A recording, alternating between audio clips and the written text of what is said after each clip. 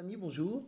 Content de vous retrouver autour du message de l'Évangile et de pouvoir partager avec vous quelques textes dans la Bible afin de pouvoir vous encourager dans votre cheminement, dans votre marche, dans votre parcours. En tous les cas, je souhaite que Dieu vous bénisse et qu'il vous accorde sa grâce. Je voudrais lire avec vous un texte qui se trouve dans le Nouveau Testament, la deuxième partie de la Bible. On trouve ce texte dans un livre qui est le livre des Actes des Apôtres, au chapitre 2.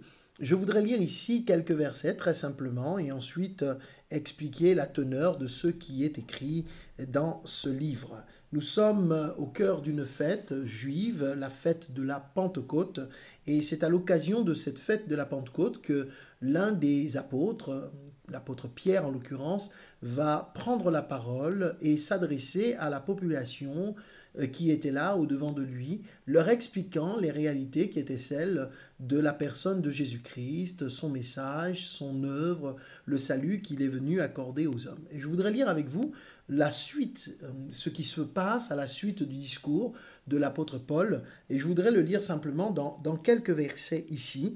Sur la fin du texte, nous lisons, je voudrais lire ce texte ici à partir du verset 37.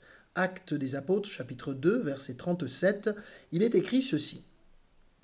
Après avoir entendu ce discours, ils eurent le cœur vivement touché et dirent à Pierre et aux autres apôtres, « Frères, que ferons-nous » Pierre leur dit, « Repentez-vous et que chacun de vous soit baptisé au nom du Jésus-Christ pour le pardon de vos péchés, et vous recevrez le don du Saint-Esprit.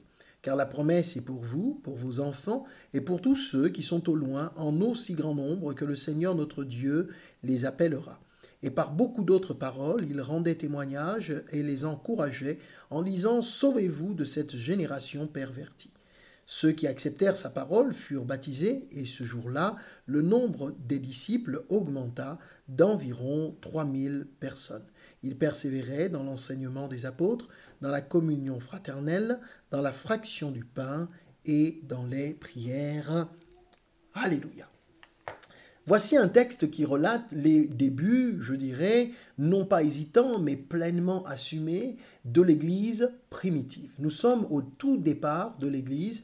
Christ, Jésus, a été enlevé au ciel et les disciples sont restés sur terre avec une mission, celle de témoigner de l'amour de Dieu, parler du message donc de l'Évangile.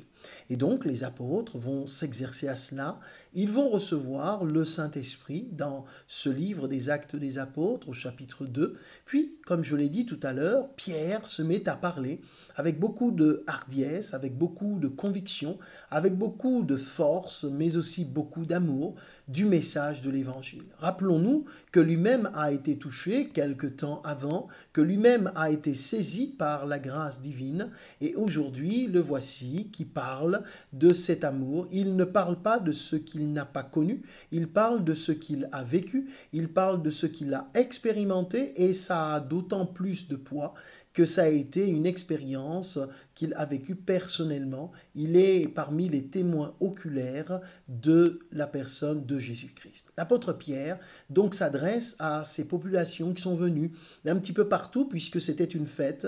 Les uns les autres sont arrivés de différentes contrées, de différentes régions du monde et ils se sont retrouvés à Jérusalem pour les fêtes, la fête de la Pentecôte, pour célébrer cette fête. Et au cours de cette fête, un événement extraordinaire se produit. Le Saint-Esprit est accordé aux apôtres. Et voici que tous les entendent parler dans des langues un petit peu particulières, mais aussi dans des langues qui parlent de la gloire de Dieu, qui parlent de l'amour de Dieu, dans un dialecte qui est le leur. Et ils en sont surpris, ils en sont saisis.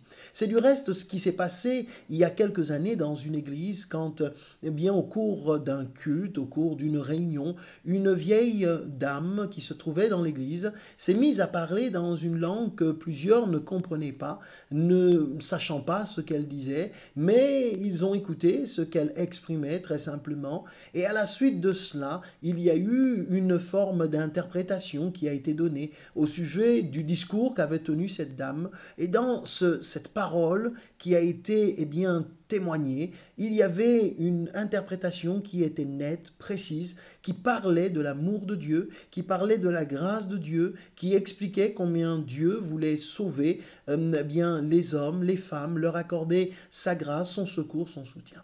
Et à la fin de ce culte, un homme est venu trouver le pasteur en lui demandant si cette mamie avait pu voyager jusque dans la contrée qui était la sienne, car la langue dans laquelle elle s'était exprimée était une langue locale d'un pays d'Afrique. Et le pasteur, très surpris, lui a dit absolument pas, cette dame n'a jamais quitté son pays, c'était au Canada, et donc cet homme en a été surpris. J'ai entendu cette femme parler dans ma langue, et celui qui a traduit, a-t-il été dans mon pays?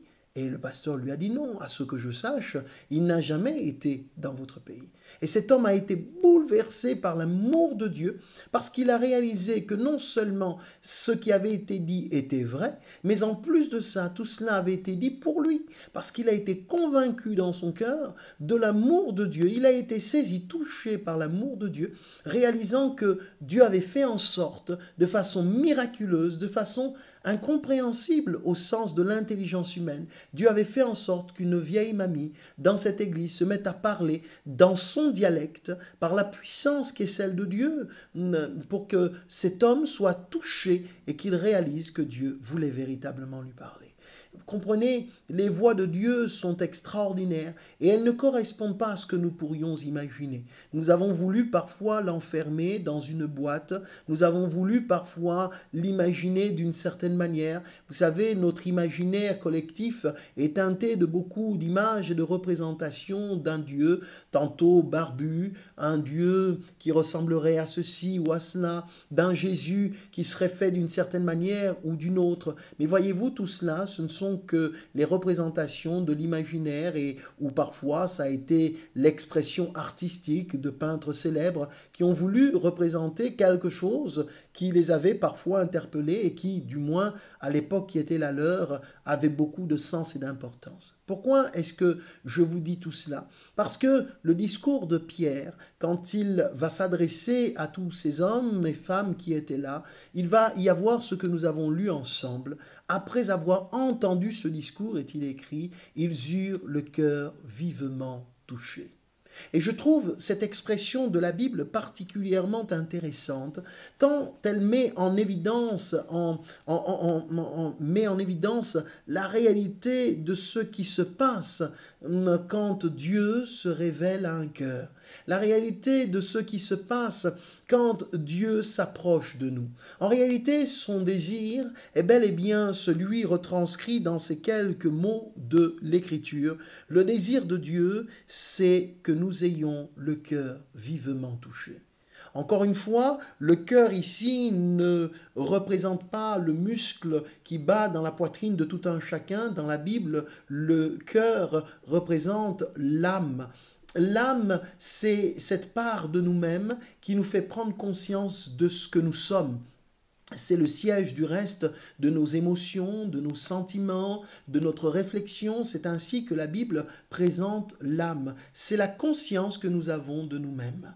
Et donc, la Bible nous dit qu'ils eurent le cœur vivement touché. Leur âme a été vivement touchée. Non pas de façon superficielle, non pas de façon hasardeuse ou de façon limitée. Il est employé ce mot vivement. Le cœur a été vivement touché. Quelque chose donc s'est produit à l'intérieur des auditeurs qui ont entendu le discours de l'apôtre Pierre relatant ce qu'était l'amour de Dieu et cet amour manifesté à travers la personne de Jésus-Christ. Du reste, quelques-uns connaissaient ce fameux personnage de l'époque dans leur culture, dans leur histoire, dans cette société marquée, ils avaient entendu quelques-uns parler de Jésus-Christ. Et ils étaient certainement au fait de la réalité de sa crucifixion. Et peut-être avaient-ils même entendu parler de sa résurrection. Peut-être dubitatif, ils n'avaient pas poursuivi la réflexion. Et voici que l'apôtre se met à parler avec force et conviction de l'amour de Dieu qui a été manifesté en donnant aux hommes un sauveur. en donnant aux hommes eh bien, quelqu'un qui viendrait pour les secourir dans leurs besoins. Comprenons-nous, l'œuvre de l'Évangile repose autour de l'œuvre de la croix. Et l'œuvre de la croix nous rappelle un sacrifice sur un bois maudit du calvaire, une pratique du reste de l'époque qui consistait à faire mourir dans d'atroces souffrances le condamné. Mais voici que Dieu, dans son amour, a envoyé un sauveur, Jésus-Christ. En hébreu, c'est Yeshua. Et Jonathan en a parlé il n'y a pas longtemps. Le prénom Yeshua en hébreu, ou Jésus en français, ou Yesu dans ma langue natale d'Afrique, ou encore d'autres dialectes, mais le mot Jésus est traduit par l'explication suivante. Le mot Jésus signifie sauveur, celui qui sauve. Voilà ce que signifie le prénom Jésus. Toutes les fois que nous prononçons ce prénom, nous sommes donc en train de dire celui qui sauve. C'est cela la traduction littérale en hébreu, Yeshua. On a dans ce mot les deux parties, l'une qui rappelle le nom de Dieu et de l'autre côté vous avez sauve. Dieu sauve, celui qui sauve, c'est Dieu.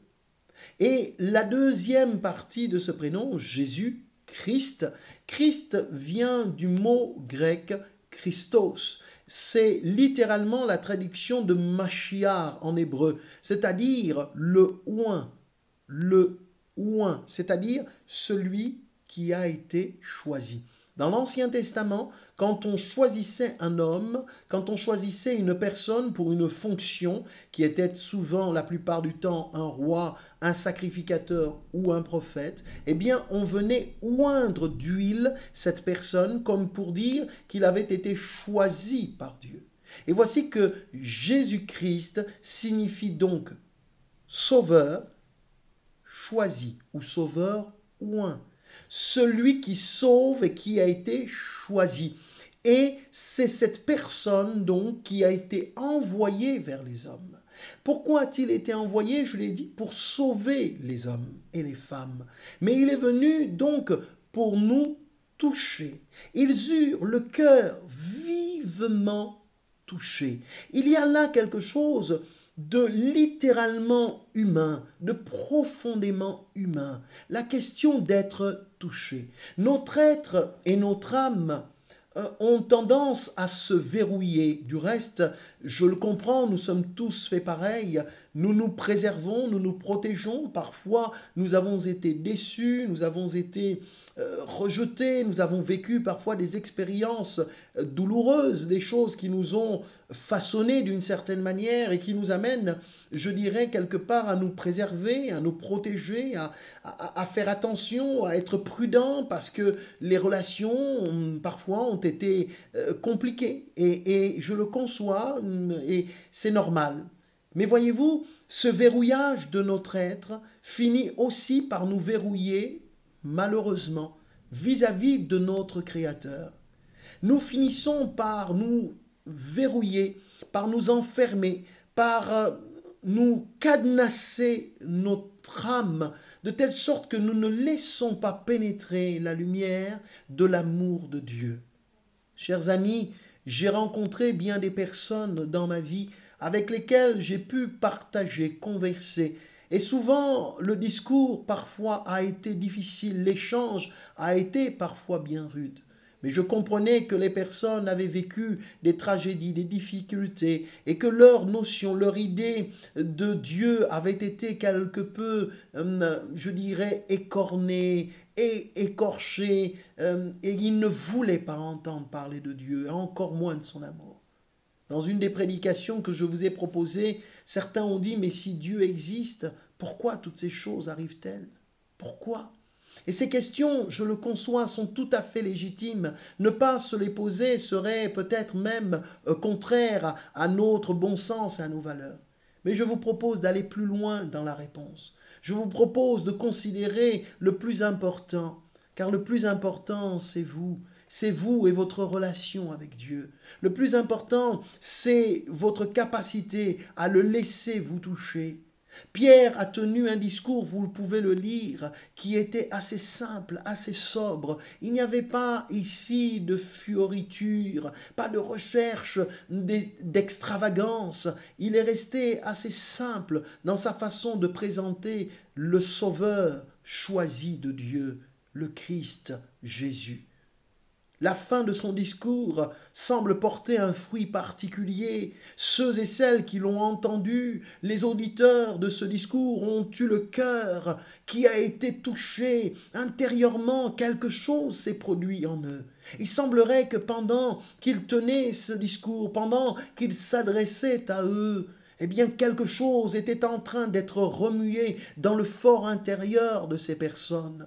Ils étaient attentifs à sa voix et il semblerait que petit à petit, les différentes couches qui étaient là ont fini par s'enlever, s'étioler les unes après les autres. La carapace dans laquelle ils s'étaient enfermés a commencé à se fissurer de plus en plus pour laisser paraître un cœur, une âme, que dis-je encore, une forme d'émotion particulière. Plus encore, il y a eu bien un cri du cœur qui s'est exprimé. Que ferons-nous?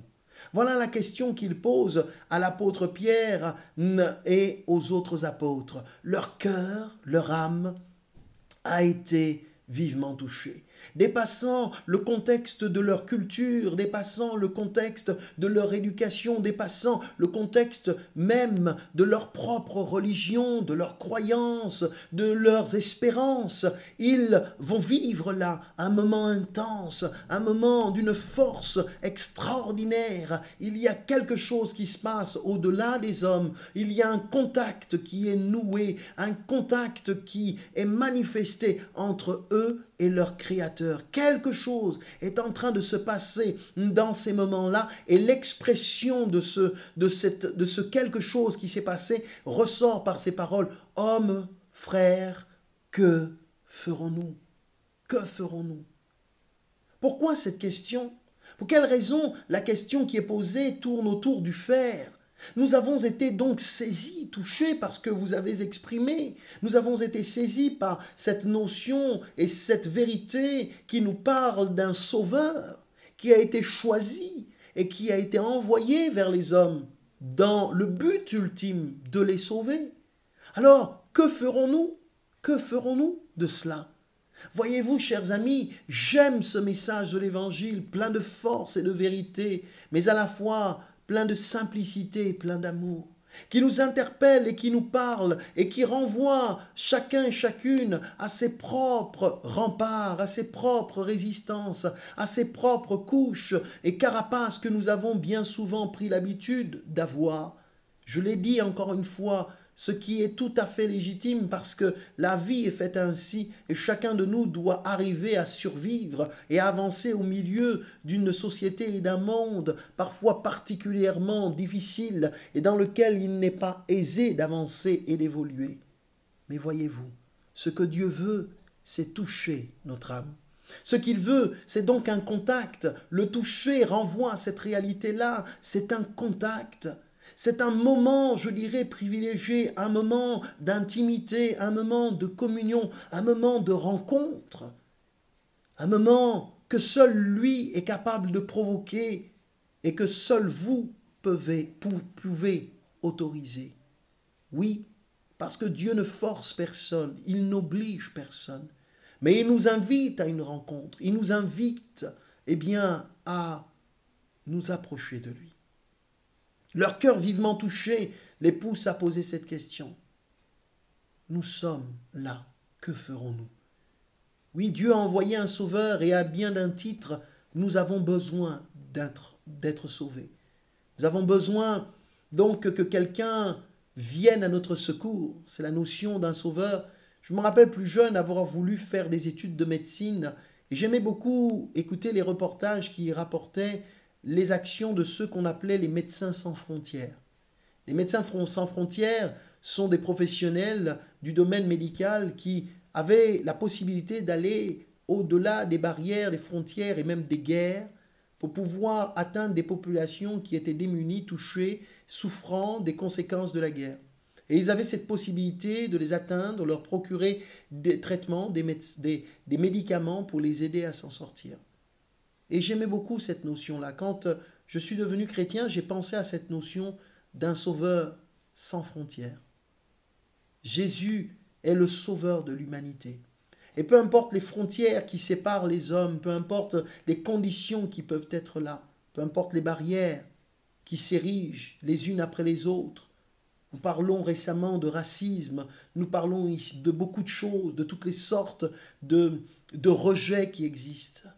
Mais j'aimerais vous dire qu'au-delà de tout cela, il y a un Dieu qui nous accueille, un Dieu qui nous aime, un Dieu qui veut toucher notre vie. Et peut-être que c'est précisément ce dont vous avez besoin, chers amis. Votre situation est celle que vous avez, votre vie est la vôtre, mais peut-être avez-vous besoin d'un attouchement particulier de la part de Dieu, je dirais de la part du divin. Vous avez besoin que Dieu vienne à votre secours, dans un domaine peut-être particulier de votre vie, mais besoin qu'il vous rencontre, qu'il vous saisisse. Que ferons-nous? La question du faire est posée. Puisque mon cœur est touché, puisque mon âme est saisie, que dois-je faire? Alors l'apôtre Pierre va résumer ici les éléments, les principes primaires, essentiels, fondamentaux d'un cœur qui est touché par l'amour et la grâce de Dieu. Les aspects qu'il décrit ici sont donc encore d'actualité aujourd'hui. Que leur dit-il? Je rappelle succinctement, rapidement, ce que va dire ici l'apôtre Pierre au verset 38. Repentez-vous et que chacun de vous soit baptisé au nom de Jésus-Christ pour le pardon de vos péchés et vous recevrez le don du Saint-Esprit. L'un des points fondamentaux de la réalité qui bouleverse les cœurs et les vies et qui crie au Dieu des cieux lui demandant que dois-je faire, l'un des points fondamentaux est celui-ci, la repentance. La repentance. Ah, ne trouvez pas dans ce mot quelque chose de bien compliqué. Il est assez simple à comprendre. La repentance, c'est cette action qui se produit en nous et qui nous amène au pied de ce Sauveur et qui nous amène à lui exprimer notre désir d'obtenir le pardon de Dieu. Le pardon, me direz-vous, mais pourquoi? Le pardon à cause de nos péchés. Je ne parle pas du péché ou des péchés du voisin, de la voisine. Je ne parle pas des péchés comme d'une valeur morale. Je ne cherche absolument pas à moraliser qui que ce soit. Mais je vous parle du péché comme l'une des conséquences qui nous séparent de Dieu, comme la conséquence de ce qui nous sépare de Dieu. Car le mot péché veut dire littéralement ce qui a manqué le but. C'est ce qui nous a séparés de Dieu. Et le péché, au-delà de voler, mentir, tuer, tromper et tout le reste, je ne parle pas ici des 7 péchés capitaux, comme certains auraient l'habitude peut-être de dire. Je vous parle de ce qui sépare l'être humain de Dieu. Et il y a des tas de choses qui peuvent nous séparer de l'amour de Dieu. Notre orgueil, notre amour-propre et notre fierté, notre volonté absolue de vivre notre indépendance loin de Dieu, notre rejet de son amour. Autant de raisons et d'autres encore pourraient être exprimées. Mais la repentance, c'est ce qui nous fait entrer en nous-mêmes. C'est ce qui nous pousse à examiner nos voies vis-à-vis de Dieu et de nous positionner intérieurement, comprenant que nos actions sont marquées, teintées d'une réalité, celle que bien souvent nous sommes ignorants de l'amour de Dieu et nous sommes loin de lui, séparés de lui. Alors Dieu nous propose le pardon. Je dirais, quoi de plus merveilleux que de construire, de bâtir une relation sur de bonnes bases. Et Dieu qui souhaite bâtir cette relation avec nous dit, le premier pas, la première démarche, si ton cœur est touché par mon amour, c'est que tu sois capable de considérer l'état de ton âme, les choix, les décisions, les paroles, les actions que tu as posées Quelques-unes, quelques autres ont été loin de la pensée, de la volonté, de l'amour de Dieu. Considérant cela, ces hommes disent, eh bien, nous avons besoin de nous repentir. Nous avons besoin donc de demander pardon à Dieu. Nous avons besoin d'exprimer des regrets, des remords, de la tristesse, de la peine par rapport à ce que nous avons dit, fait, pensé, la façon dont nous avons agi, non pas à l'encontre simplement des hommes, mais à l'encontre de Dieu. La Bible dit, nous sommes étrangers à la vie de Dieu. Et que cela nous pousse à ce moment-là à lui dire, eh bien, ô Dieu, ce que je veux, c'est te demander pardon. Et la simplicité de cette action nous procure l'exaucement de la prière, c'est-à-dire Dieu pardonne véritablement. Il efface notre péché et il nous engage désormais à marcher avec lui et lui avec nous. Il nous engage bien, à le suivre sur le chemin et à faire l'expérience donc d'une vie nouvelle. La repentance nous pousse donc sur un chemin qui est un chemin de délivrance, un chemin de restauration, un chemin de bénédiction, un chemin où nous sommes, parce que touchés par l'amour de Dieu, eh bien nous sommes désormais en communion avec lui, c'est-à-dire en communication, en relation avec lui, bâtissant une relation vraie, authentique, cheminant jour après jour de notre vie avec cette lumière de Dieu qui brille sur nos cœurs. Il s'agit donc de construire, de bâtir avec lui. La repentance nous engage sur un chemin nouveau, un chemin qui est celui de la conversion. La conversion, c'est un changement de direction, c'est un changement dans notre mentalité, notre façon de voir les choses. Comment cela est-il possible? Eh bien, c'est possible parce que, touchés par l'amour de Dieu, nous réalisons que tout est désormais possible. Nous réalisons que tout est désormais possible parce qu'il est avec nous, parce qu'il est pour nous. C'est comme si le voile tombait de nos yeux et que là nous comprenons que depuis toujours il n'a jamais arrêté de nous aimer. Il ne nous a jamais abandonnés. Il ne nous a jamais laissés tout seuls. Il a respecté le fait que nous ne voulions pas qu'il intervienne. Et quand, eh bien, nous lui disons, maintenant j'ai besoin de toi, maintenant je veux que tu viennes, maintenant je crie à toi, eh bien Jésus se présente à nous. Oh mes amis, le message de l'Évangile est une bonne nouvelle. Après les larmes viennent la joie et la paix. Après les larmes vient la consolation. On est recueilli par l'amour de Dieu. Bien-aimés, chers amis, je souhaite que cette expérience soit la vôtre, que votre âme soit vivement touchée et que vous aussi, vous disiez à Dieu, j'ai besoin que tu me pardonnes mes péchés.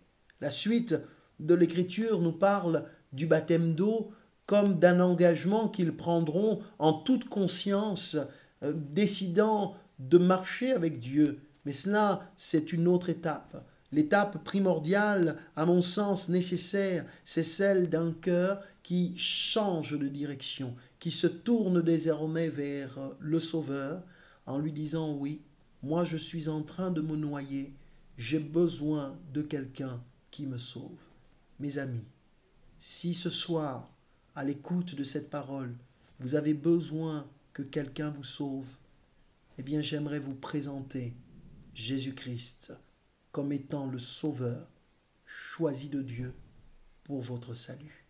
Rencontrez-le, invitez-le, parlez-lui, et vous verrez, il se révélera et il vous sauvera.